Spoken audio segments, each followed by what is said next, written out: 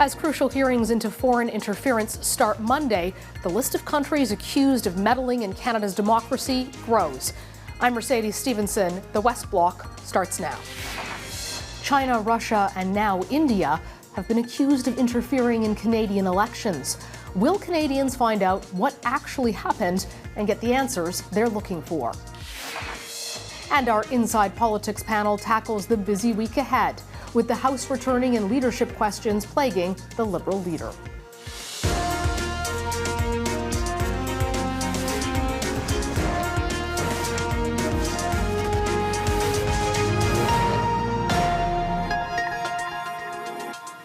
It's an issue that strikes at the heart of our democracy and questions the limits of our national security. The federal inquiry into foreign interference starts tomorrow in Ottawa. It's expected to highlight China's level of aggression.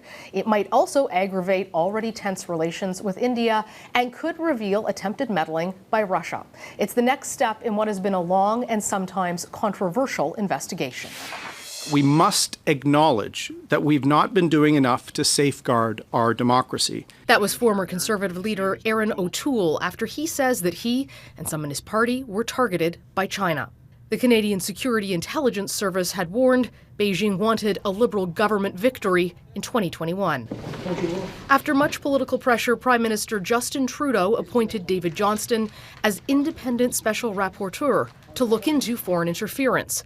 But soon after, questions were raised about what critics called his cozy relationship with the PM. Why do you need them? Johnston later resigned. The commission, led by Quebec Judge Marie-Josée Hogue, is expected to complete an interim report by May 3rd and deliver a final report by the end of the year. Joining us now are former National Security Advisor and former CSIS Director Dick Fadden and Vina Nadjibulla, Vice President of Research and Strategy at the Asia Pacific Foundation of Canada. Welcome to you both. Great to have you on the show. An issue that I know you've both been tracking very closely, not only in your current iterations, but your professional lives. Dick, you were in charge of national security for this country. When you look at foreign interference as we prepare to head into this inquiry, how serious of a threat is it for Canada? Well, I think it's very serious, and it's not serious just for Canada, but I think the starting point has to be that we recognize that China and a couple of other countries, Russia being one of them, are real adversaries. They're just not our competitors in the world. They're out to change the world, and they're out to use virtually any method they can to attain that goal. Foreign interference has been going on here and in the countries of our closest allies for some time now. I think foreign interference, too, has to be defined broadly.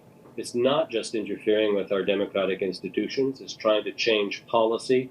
It's interfering with diasporas, both the Chinese and others. And I think we have come very, very late to acknowledging that this is a problem. I mean, it took the India-Pacific strategy before the federal government, within that policy or strategy, to acknowledge that China was a strategic adversary. That's the beginning, but we have a fair bit to do to catch up. And for the love of me, I don't understand why it took the government so much time to accept that we needed a public inquiry. And I think the downside to that right now is that they may well be using this as a reason for not proceeding on a number of fronts to deal with foreign interference without waiting for the end of the inquiry. Vina, do you feel that the government has been reluctant to deal with this as Dick does? And why do you think that would be? Thanks, Mercedes. I very much agree with Dick that we have been much slower in both recognizing the real threat that foreign interference is to our democracy and to our way of life, as well as putting in place the necessary responses to be able to detect, investigate, and deter this. The United Kingdom, Australia, US, they have been working on this for the last 5-10 years. We're just beginning that work. I also agree that we don't really have to wait for the outcome of the public inquiry to be able to put in place the things that will help and protect people that are most at risk. So particularly our diaspora community. The best defense against foreign interference is to inform the public how to recognize it, how to respond it. It's also ability to change some of our laws, bring about the legislative change, as well as the necessary administrative changes within CSIS, within our CMP, to then be able to investigate and hold to account people who engage in this. So Yes, I would agree that we have been slow. I think in part because we are in general quite slow in responding to national security issues. This is the one issue which is both a foreign policy issue as well as a domestic national security issue. And in the past, we just simply haven't prioritized them. Dick, I know that you've advocated strongly for transparency in this process as we go forward, and you're going to be testifying about that on Wednesday. How do you find the balance between protecting national security with what could be some very sensitive information, but also projecting this and addressing it in a public forum so that people know what's actually going on? Because I know there have been concerns from some about accountability here, and that if you don't know what the government knew and when they knew it, not just the interference that was being undertaken, you don't get that accountability. How do you find that balance? Well, I think you have to start with your default position being, I'm going to go public. Now, the government has indicated, as it set up this inquiry, that it's going to be open to making as much information available as possible. But I think we have to do this in the context of Canada as compared to our allies, to use the same approach as Vina. We overclassify and we classify far more than our allies. And I think we have to find a way of dealing with that, not just in the context of this inquiry, but more broadly. But I think, and I believe, tell the inquiry this on Wednesday, a large chunk of this is culture. It's not the legislation and it's not the regulations. But our default position within government, and I don't mean just Mr. Trudeau's, I mean generally within government, we classify and we don't want to talk about these things. So a lot can be made public without massive changes in policy or regulation or legislation. And I think that the commissioner should point to other countries and their ability to talk about these things openly. I mean, to give you one concrete example, the case of Mr. Najjar, we basically said nothing. Then the United States Department of Justice unsealed an indictment against his colleagues in the United States, and all sorts of information has been made public. And oddly enough, there have been no real negative repercussions from doing that. So we have to be able to take a few risks. We have to be able to change our culture here and now. And that's both within the public service, within CSIS, the RCMP, and elsewhere, but also within the ministry. Well, and Vina, to Dick's point, Canadians are going to be watching this very closely, but so is India, so is China, so is Russia. I would imagine so are a number of other countries. How do you anticipate that this is going to affect our foreign relations? Yes, foreign interference is already a major issue in our bilateral relationship with China. As you know, a number of other countries have been able to have high-level dialogue, including our allies, US, UK, many European countries with China. China is not extending the same opportunity to Canada because of foreign interference and how this is unfolding. So that is continuing to put strain on that relationship. With respect to India, it's already a challenging relationship, and just the addition of India to the inquiry formally the last couple of days has created already backlash in Indian media. We're watching that very closely.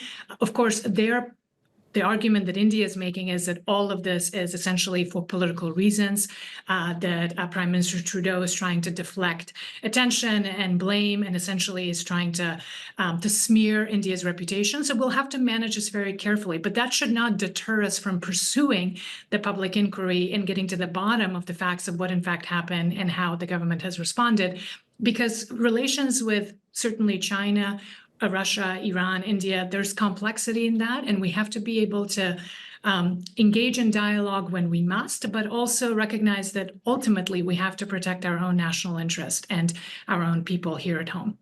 Dick, I noticed that Iran was not included on the list of countries that are being looked at. There's been more and more information about the Iranian regime trying to interfere and intimidate the diaspora here. Is it your view that Iran should be included? Yes, it is. On the other hand, I think the commissioner has a real challenge. She has not been given a great deal of time to deal with this. I mean, that's a procedural issue, but I think any country on which we have substantive information that they are engaging in foreign interference should be included. Now, it will be for her to determine, the range that she applies to each country. But to ignore, given the public information that we have about Iran in the context of her inquiry, I think will just raise questions that she won't be able to answer.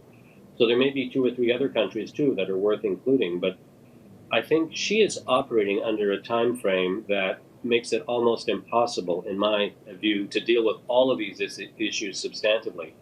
So if I were the commissioner, and I never will be, I would say report at the end of this year, but then ask for another 6 to 8 months to complete things. We'll probably be in an election then, and nobody will be paying a great deal of attention. But we're not going to have many opportunities to deal with foreign interference. We can't have public inquiries, every 6 months. Let's be as broad as we possibly can within the time frame that is available to the Commission. Vina, we just have a few moments left, but how important is it that this inquiry succeeds? It is critical. Foreign interference is a major challenge to our national security, to our democracy. There are people, particularly in the diaspora community, that require full protection.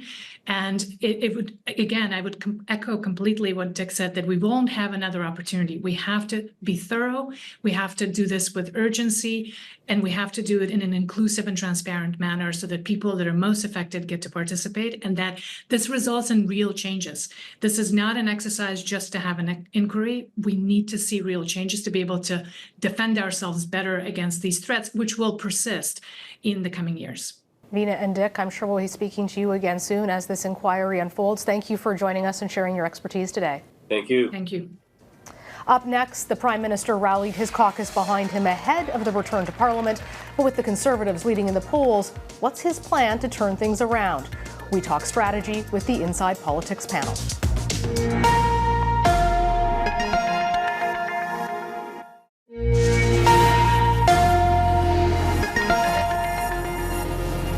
It's shaping up to be a busy week here in Ottawa, with MPs back in the House tomorrow and the start of the foreign interference inquiry. Last week, Prime Minister Justin Trudeau met with his cabinet and caucus to figure out priorities for this session, but also to try to cement his hold on a party that's been trailing badly in the polls. Conservative leader Pierre Poilievre is meeting with his caucus today. The party is looking to maintain its momentum in the face of increasing attacks from the Liberals and the NDP. To dig into all of this, I'm joined by our Inside Politics panel, the Globe and Mail's Ottawa Bureau Chief Robert Fife and the Toronto Star's Deputy Bureau Chief Stephanie Levitz. Great to have you back. Happy New Year. We haven't seen you since December. Well, we wrapped Parliament up. Now we're coming back. A lot of it is sort of the same story, Bob, of the Liberals struggling in the polls, the Conservatives advancing. Justin Trudeau on Friday met with his caucus and had sort of this unified image behind him, coming in the wake of a week where David Lametti, the former Justice Minister, quit and basically scorch earth on his way out, about being very unhappy with the party. Ken McDonald, a backbench MP who had called out Trudeau over the carbon tax, came out and called for a leadership review, which he then walked back, I'm sure, after some calls from PMO. Do you think that Justin Trudeau was effective in trying to present this united front? No.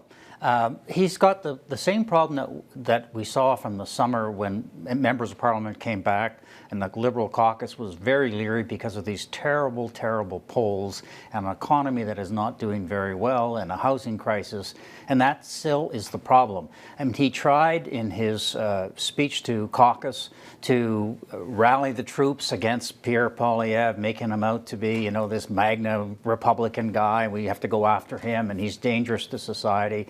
But if you watch the vibes in that room, they clapped him, but it wasn't enthusiastic. They weren't, they weren't really enthusiastic about him. You could see the sense of, can this guy pull it off? I'm not so sure. That's the feeling I got from watching the Liberal MPs. And there is a lot of discussion. We all know when they go to bars and they go to restaurants about whether this guy has what it takes to win the next election campaign. And most of them are not really sure that that's possible, and they're waiting to see if he's actually going to step down and how long that will take for a leadership review to take place. I mean, look at David Lametti, who said, of course, he just has the right to be the Liberal leader and run again if he wants to. But then he says, but those polls, they're really bad. Steph, it seemed like he was trying some new things in this speech as well, both calling out individual Conservatives, including people who might run, and supporting individual backbenchers in his party, names of which most of our viewers have never heard. Do you think he's trying to change gears, or are they taking a new approach? There's two different things happening potentially. One is understanding that brand Trudeau is the brand that's the problem. The question of whether Canadians are done as a whole with the Liberal worldview, that they're done with the idea of a Liberal government, or are they done with Justin Trudeau? The polls suggest he's never been more unpopular. And one way to sort of distract from yourself, right, is to say, well, hey, it's not just about me. Look at these wonderful people I have. And I think that messaging, when you're dealing with, Lametti, I guess at that moment when he gave that speech, we didn't know Lametti had quit yet, but you have Lametti, you have Ken McDonald, to point to and highlight the work of caucus, because the thing that will toss a leader out faster than anything else is bad caucus management. If MPs feel like they're not being listened to, if they feel they're being dismissed, if they feel their concerns aren't being taken seriously, the converse of that is to highlight the work that they're doing. That makes people feel good, gives them a clip they can show to their constituents, and it helps sort of reinforce some kind of allegiance to the boss. When it comes to Mr. Poilievre, one of the, the high-level lines from the Liberal government is we don't know what a Poilievre government would look like. And one of the things that they're trying to show to Canadians or try to suggest to Canadians, if you'd like to know how Mr. Poilievre might govern, have a look at the folks that are running with him. And, the Liberals are picking apart some of those people's records, trying to attack them, trying to paint them in a certain corner. So to say that this is the Conservative Party, it's not just, don't just think about Mr. Poilievre, think about who he's got around him and what that might mean for Canada of the future. Bob, the Conservatives having their caucus meeting today, dealing with a situation where Tucker Carlson was in Alberta, appeared with Conservative Premier Danielle Smith. Of course, the Liberals will tie that immediately to the federal Conservatives, as they've been doing. What are the challenges for Mr. Poilievre coming into this sitting? Well, first of all, he's got to continue to keep the momentum. He's got to, as long as the economy is not in good shape, it's better for him. So a lot of this other stuff is noise. I mean, the Liberals are going to practice wedge politics. They're very good at that. They're going to try to scare Canadians. But the real issue for most Canadians is the economy, and they like the message that he's saying, even though he has not provided many solutions, as you know. But the danger he has is he's trying to appeal to people who are also supporting the People's Party, because that can make a difference in a number of ridings. So that Tucker Carlson type person, and the Liberals are right to go after him on that. And that's the one area where I think he's very vulnerable, because he tends to lean in that direction anyway. Sometimes he skirts very, very close to the edge.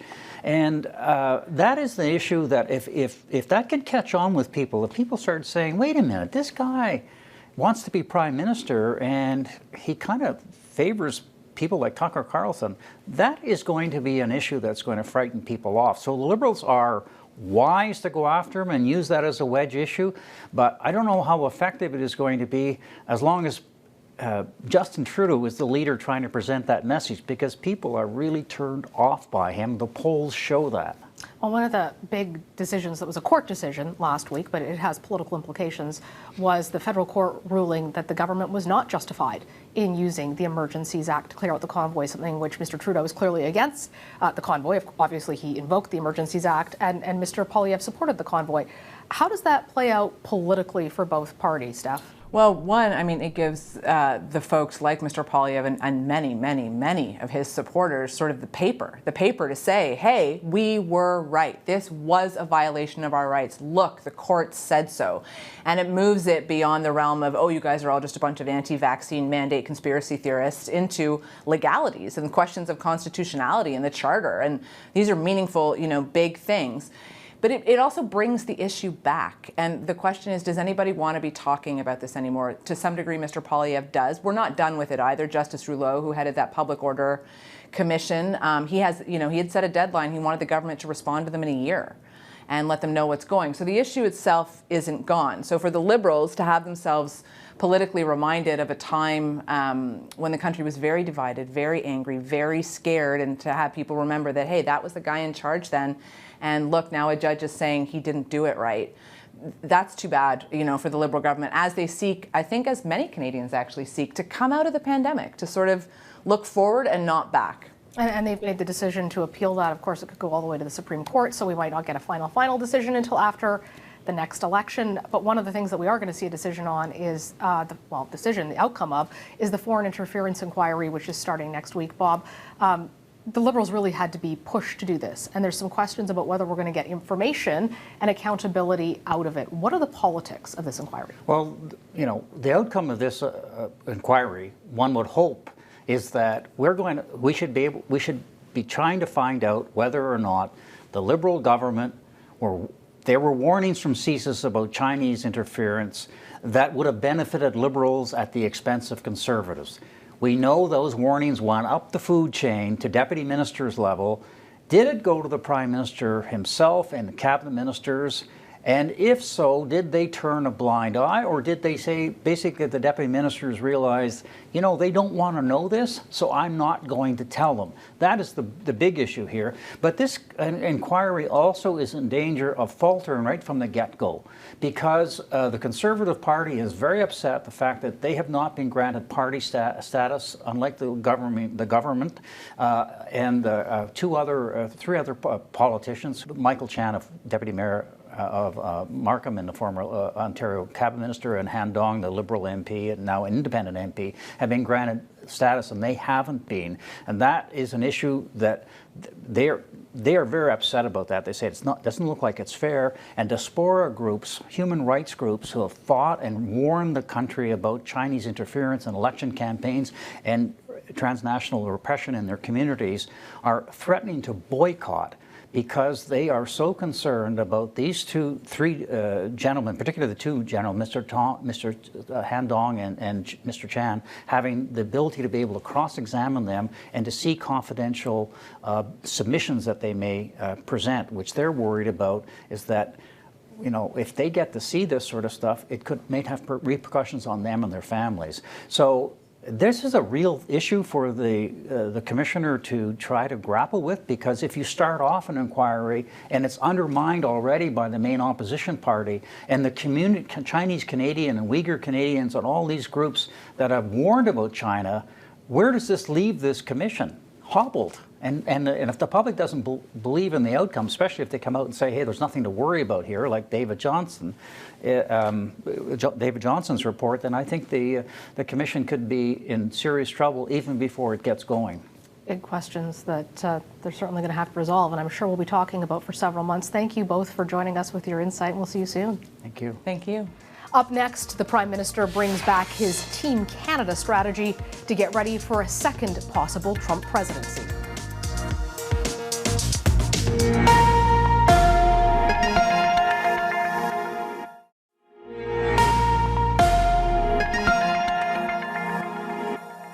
Now for one last thing. Prime Minister Justin Trudeau is looking to a tried and true strategy for his government, trying to insulate Canada from a possible Donald Trump re-election.